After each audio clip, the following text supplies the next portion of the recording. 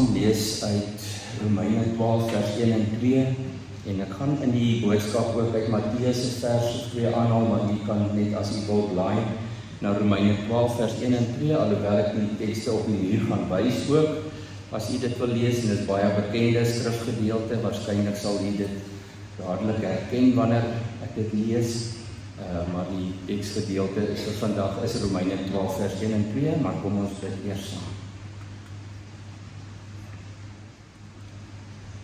Here, ons het dit gesing omdat ons dit bedoel het. Ons harte, ons siele, ons liggaam, ons hele wese bring ons na U altaar. En die vuur waarvoor ons wag is die vuur van U Heilige Gees wat reeds in ons woon. Dankie, O Heilige Gees, dat U in elkeen wat bely dat hulle lief is vir Jesus, dat U in elkeen van ons kom woning maak het. En dat U van binne af vir ons daardie lewensvuur gee.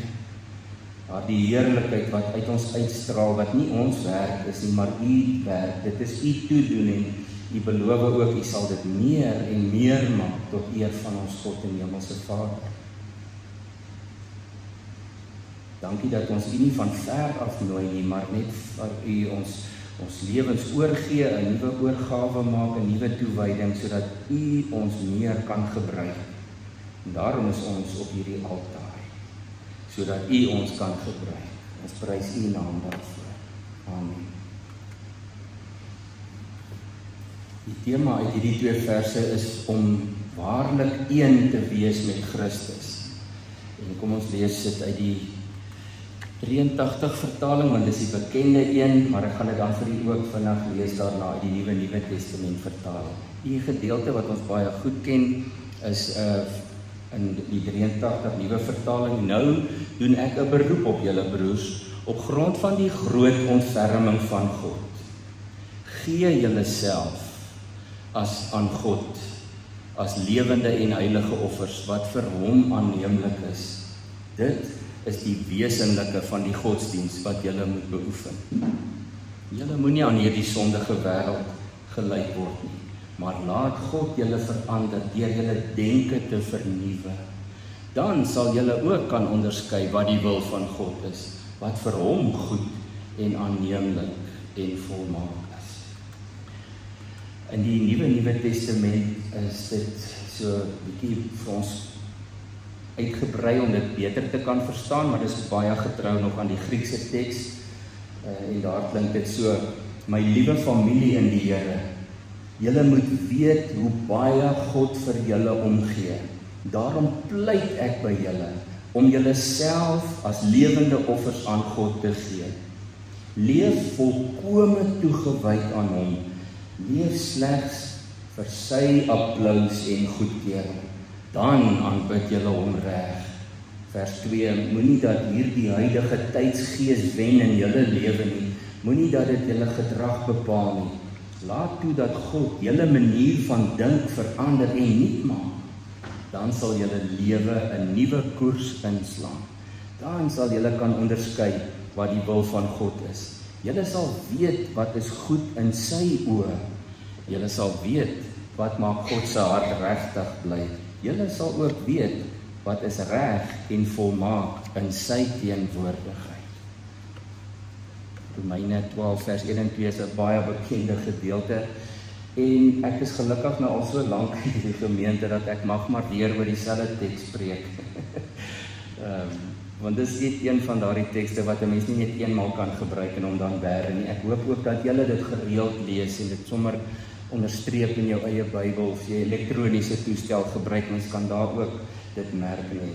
Want wat Paulus vir ons hier wil sê, is dat dankbaarheid, 'n lewe van geloof, vra dankbaarheid, ja, maar dis meer as om net dankie te sê. Julle kom ons nou hoor, hy praat van 'n totale volle oorgawe. En julle het waarskynlik al baie boodskappe oor hierdie 2 verse gehoor. En daarom dink ek, ons moet vandag, en ek gaan hierdie week in my oordenking so 'n bietjie uitbrei daarop ook, moet ons regtig vir onsself afvra of dit van my waar is. Dit gaan nou nie oor die ander mense nie. Dit gaan nie oor die mense wat nie hier is vandag nie, of wat jy nog altyd gewonder het oor saam met jou werk, of wie ook al anders nie. Dit gaan hierdie keer nou net oor jouself. die vraag wat jy jouself moet afvra is, ek is dankbaar, ja, ek is dankbaar vir die Here, hy het my gered, maar is dit net woorde? Is dit dalk net 'n manier om te sê, ek is ook 'n Christen? Ja, nee, ek is definitief ook 'n Christen. Of sou mense rondom jou en mense wat jou dalk vir die eerste keer ontmoet, sommer dadelik agterkom, maar hier is iets anders, hierdie persoon leef anders. En dit is so eenvoudig, hierdie gedeelte, dat Paulus net vir ons sê, as ons besef, die prys wat Jesus Christus vir elkeen van ons persoonlik betaal het, dan kan jy mos nie anders as om jou lewe vir hom te gee nie. Maar dit is nie so vanselfsprekend. Want baie mense wat sê hulle is lief vir die Here, wat hulle self Christene noem, gee hulle lewe vir die Here, maar net die dele wat vir hulle gerieflik is. Hulle is baie kieskeurig en dan leef hulle dalk onder 'n vals indruk dat hulle hele lewe aan God behoort. Nou ek het baie gaan soek vir mooi getuienisse, want daar's regtig duisende daar buite. Daar selfs onlangs deur die Lig-tydskrif 'n hele tydskrif uitgegee vol getuienisse van Suid-Afrikaners wat getuig hoe die Here hulle hele lewe verander het vandat hulle hom eerste gestel het in hulle lewe. En ek kry 'n hele paar getuienisse uit Amerika. Nou, dis omdat Amerika groot is, nee, hy's baie groter as daar's seker 4-5 maal soveel mense as in Suid-Afrika. En daar's ook 'n gedeelte van Amerika wat baie sekulêr en wêrelds leef, maar daar's so strook deur die middel wat hulle die Bybelgordel noem of die Bybelbelt. Nou ja, ek wil nou nie te veel daaroor sê nie, maar daar kom baie getuienisse uit daardie gedeeltes. Dit is meestal kleiner gemeentetjies met toegewyde kinders van die Here wat regtig oorgegee aan hom leef. Die stadsliggies het baie verandering gebring in Amerika. En dan is dit natuurlik gewild in die groot stede om 'n mega church te hê, soos die Amerikaners dit noem, 'n massiewe groot kerk met 20,000 lidmate. Maar jy is nie eers 'n nommer nie, want dit is net soos hierdie groot sametrek 'n fees en is wonderlike dienste en goeie lering, maar daar's nie gemeenskap van gelowiges nie. So in hierdie kleiner gemeentetjies kom daar geweldige sterk getuienisse na vore. En ek het sommer gesoek vir 'n plattelandse gemeente. En daar's 'n getuienis van 'n klein gemeentetjie, ek is Noord of Suid Dakota, een van die Dakotas. En waar mense in ander kerke, maar dit is 'n gereformeerde kerk. Ek het eers gedink, hierdie is nou een van daai prosperity kerke, en toe ek nou ingaan op dit, toe sien ek nee, dis 'n gereformeerde, is eintlik 'n baptiste kerk met baie sterker gereformeerde teologie. Maar van die Amerikaners is so vrypostig, ons kan dit ook doen. Ons is dalk net nie so groot gemaak nie. Hulle vertel maklik hoe hulle met die Here praat, en dan sê die Here vir my, en toe sê ek vir die Here, dis persoonlik, dis in jou stilte tyd. Ek hoop jy ervaar dit so, maar ons vertel dit ons nie vir almal. Maar daar het toe 'n wonderlike ding in een van daai klein gemeentetjies gebeur, wat regtig swaar gekry het, en julle kan 'n soortgelyke getuienis in ons nuusbrief ook lees. Die Amerikaners is nie skaam om te getuig, maar ek veralgemeen nou as ek dit sê, maar daar is van hulle wat nie skaam is om te getuig. Maar hierdie gemeente het ook in die posisie beland om hulle deure te moet sluit, oor die gemeenskap baie swaar gekry het. Nou alhoewel ek dit nou vir julle vertel, want dit is die einde van hierdie reeks waarmee ek besig was, oor dankbaarheid, oor vrygewigheid, oor rentmeesterskap. En daar staan toe een Sondag 'n boer op in die kerk, en hy sê hy wil graag sy getuienis gee. Dis iets wat hulle ook graag doen, hulle steek hand op en gee getuienis, en dan kry hulle kans om dit te doen. So enige een van julle wat vanoggend graag 'n getuienis wil gee, of volgende week, is welkom. Maar die predikant sê toe vir die boer, want almal ken hom, hy's baie wel af, en hy's baie getrou in die gemeente, hy kan sy getuienis kom gee. Toe is dit nou tipies een van daardie wat die Here het vir my gesê. Maar ek lees verder.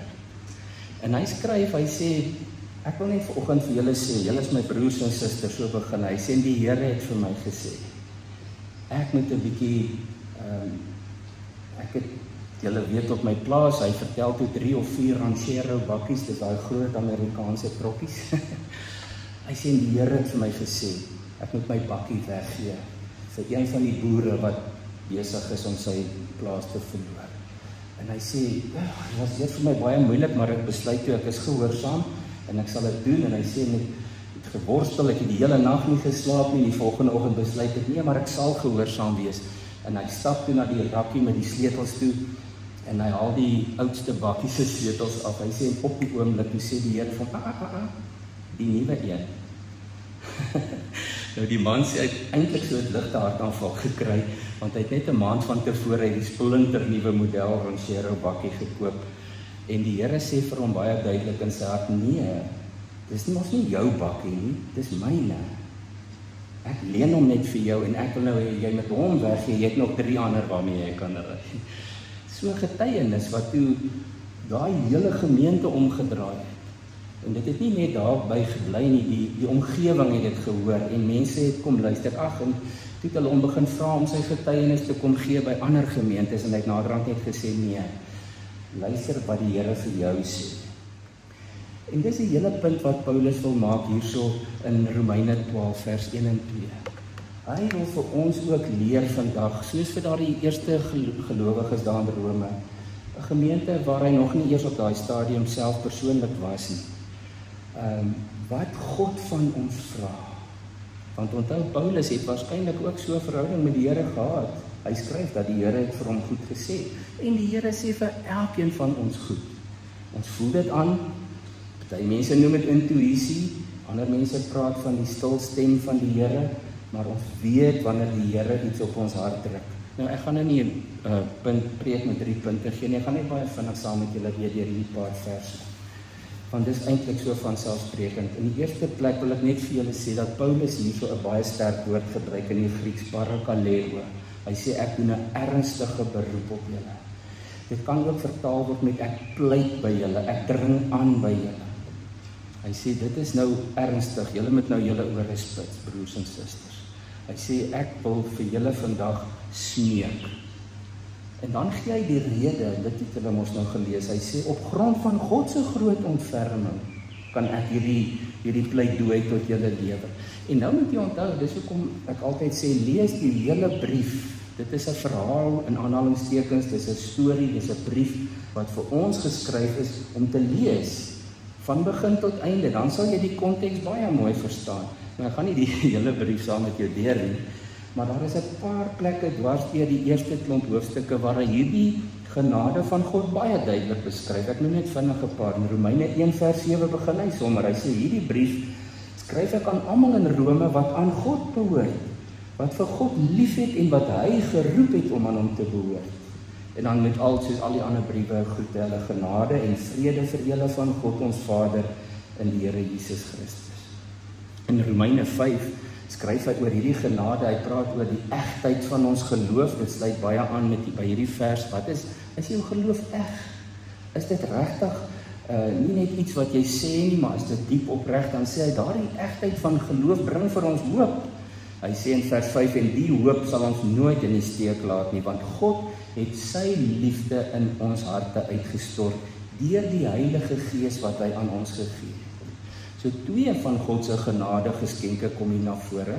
Hy het die Heilige Gees vir ons gegee en toe hy sy liefde in ons hart uitgestort. Romeine 3 vers 24 ken julle ook baie goed, waar hy sê, mense is almal ver van God af van nature, maar sonder dat ons dit verdien, word ons op grond van God se genade vrygespreek deur die verlossing van Jesus Christus.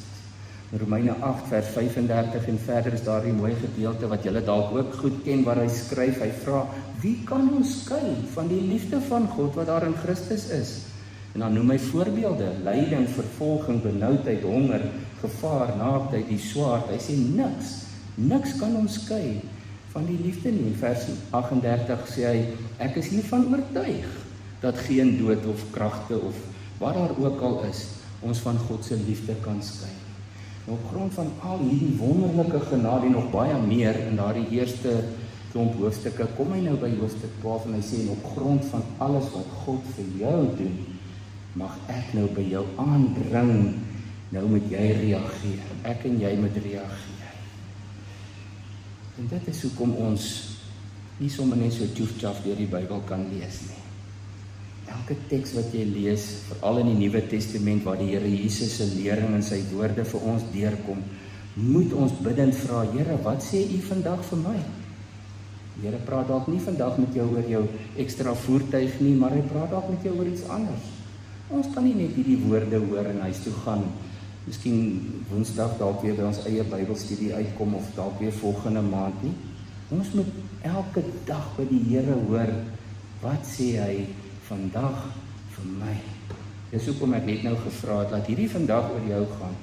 Nie oor jou bure nie oor jou familie nie, nie oor jou kollegas by die werk nie. Ons gaan nou die nagmaal vier. Dan gaan ons dit gebruik in herinnering aan dit wat Christus Jesus vir elkeen van ons gedoen het. Onthou een van die tekste vir die nagmaal, Jesaja 53 vers 5, waar Jesaja al profeteer en sê, oor ons oortredings is hy verprys. Oor ons oortredings is hy deurboor vir ons sondes. Die straf wat vir ons vrede moet bring, is op hom. Dan kan ek mos nie net so effentjies vir die Here leef nie. Ek dink ons dink te min, ons kram weg van daardie teks waar Golgotha vir ons beskryf word. Dit is vir ons te erg. Maar dit maak ook dat ons nie die intensiteit daarvan, van sy liefde vir elkeen van ons dalk verstaan nie. Nou ek het gesê, ek gaan net vinnig deur hierdie gedeelte gaan. Julle ken die res baie goed. Hy sê, ek pleit by julle, gee julle self as 'n lewende en heilige offer. Julle kan dit ook baie goed verstaan, ek hoef dit nie vir julle te verduidelik nie. Hy sê, hier's nie halfhartige offers nie. Gee jouself as 'n offer, 'n lewende offer. Jesus praat in Matteus 16, dan sê hy self, hy sê, as iemand agter my aan wil kom, moet hy homself verloon, sy kruis opneem en my volg. Want wie sy lewe wil behou, sal dit verloor. Maar wie sy lewe ter wille van my verloor, sal dit terugkry. Wat sal dit 'n mens help as hy die hele wêreld as wins kry, maar sy lewe verloor? Wat sal 'n mens gee in ruil vir sy lewe? Vra Jesus. Jesus sê, as jy vir die mense daar buite die indruk skep of sê dat jy vir my lief is, dan moet jy jouself verloon. Dan moet jy jou heeltemal oorgee aan my.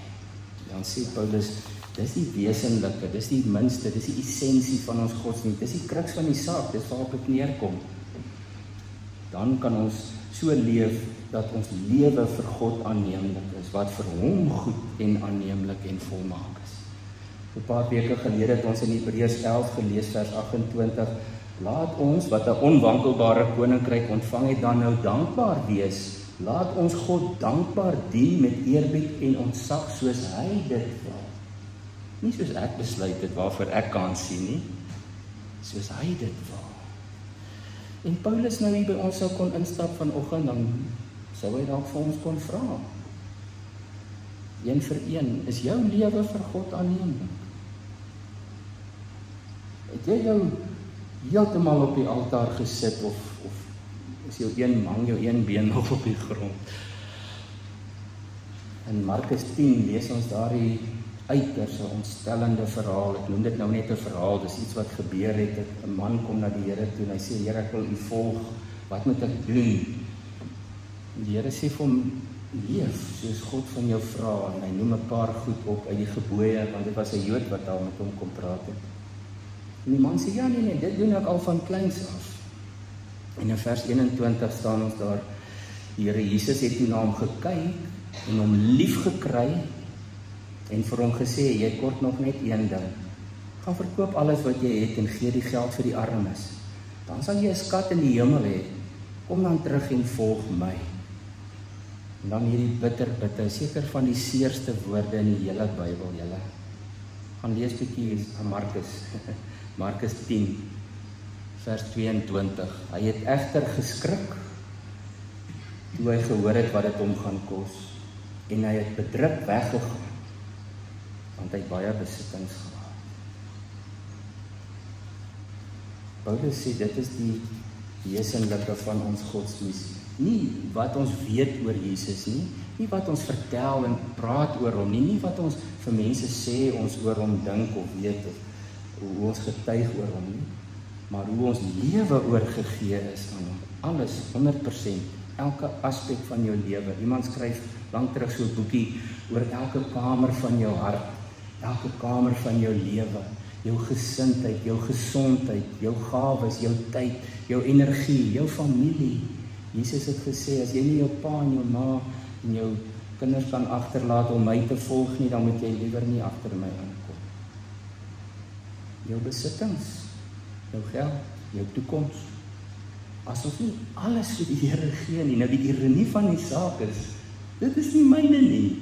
Ek gee dit nie eintlik vir die Here nie. Dis syne, dis klaar alreeds syne. Ek vra net vir hom, Here, wat moet ek doen met dit wat U my mee vertrou het? Dit is rentmeesterskap, né?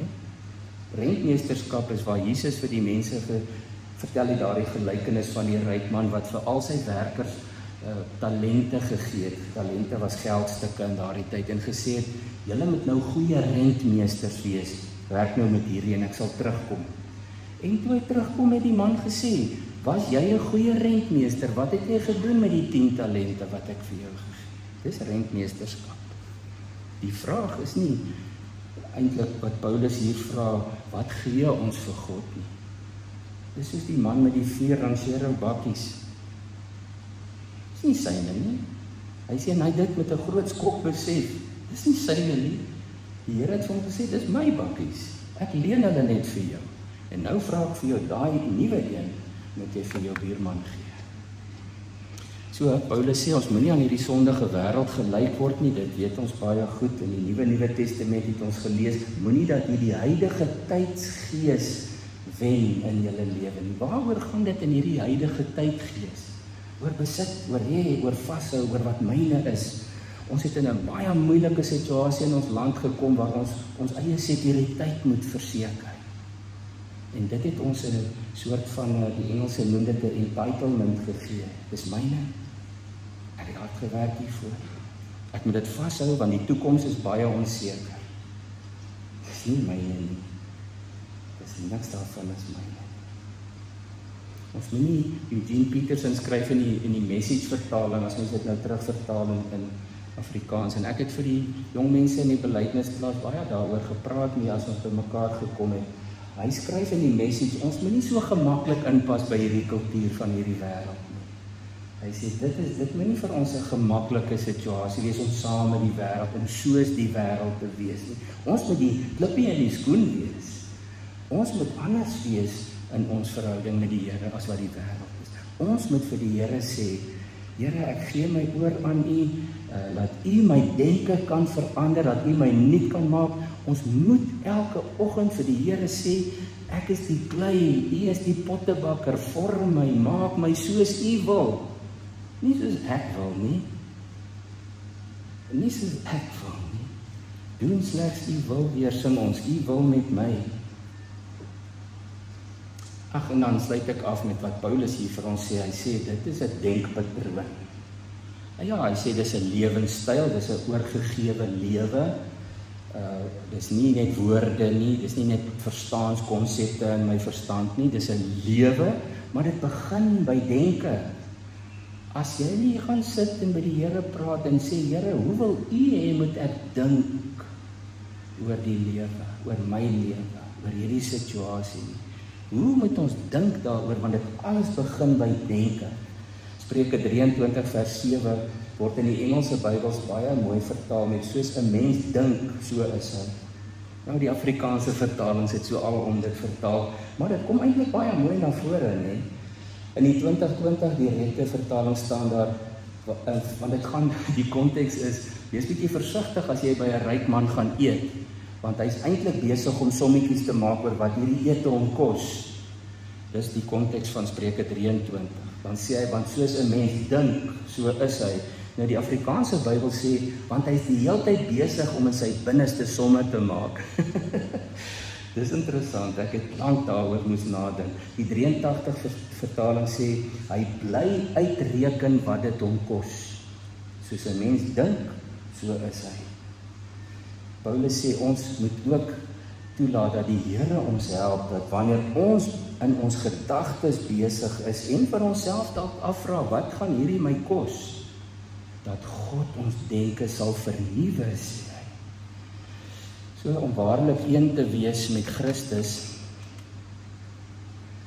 sê Paulus vir ons, Ons moet saam met Paulus kan stem, waar hy in 'n ander brief, Galasiërs 2 vers 20 sê, dit is nie meer ek wat leef nie. Daai boer in Amerika moet ook bely, hy sê, dit het ewe skielik glad nie meer oor hom gegaan nie. Toe hy besef, dis nie meer hy wat leef nie, maar Christus wat deur hom leef, wat in hom leef. En as 'n mens verstaan wat beteken dit om jou hele lewe, vir ons, nie net vir jong mense met 'n toekoms voor nie, ons het almal 'n toekoms voor ons. Wat beteken dit regtig om jou lewe as 'n offer vir God terug te gee? Die interessante is, ek sluit af, na daardie man se getuienis was die predikant nou 'n bietjie natuurlik nuuskierig, want hy het dit nie verwag nie. En hy vra toe vir hom, maar sê asseblief net vir die kerk, want dis so moeilik vir ons om te glo as iemand sê die Here het vir my gesê, nee, ons ken nie daardie konsep in ons kerk so baie nie, dit is, ek wens ons het. Sal eerder dat iemand vir my sê die Here het vir my gesê. Maar die predikant vra toe vir hom, maar waar het jy in die Bybel, watter teks het jou geïnspireer? En wat het hy gesê? Romeine 12 vers 1 en 2 was sy teks wat hy die dag of 2 van tevore mee Bybelstudie gedoen het. Dis die teks wat hom laat besef het, dit is nie sy besittings nie, dit is nie sy lewe nie. Hy sê, hy het vir die Here gesê, alles behoort aan U, my lewe behoort aan U. Amen. Kom ons bid saam. Here, dalk net moet U vandag van vooraf vir my verduidelik en met my praat in my binneste en vir my leer wat dit beteken om my lewe as 'n offer op U altaar te lê.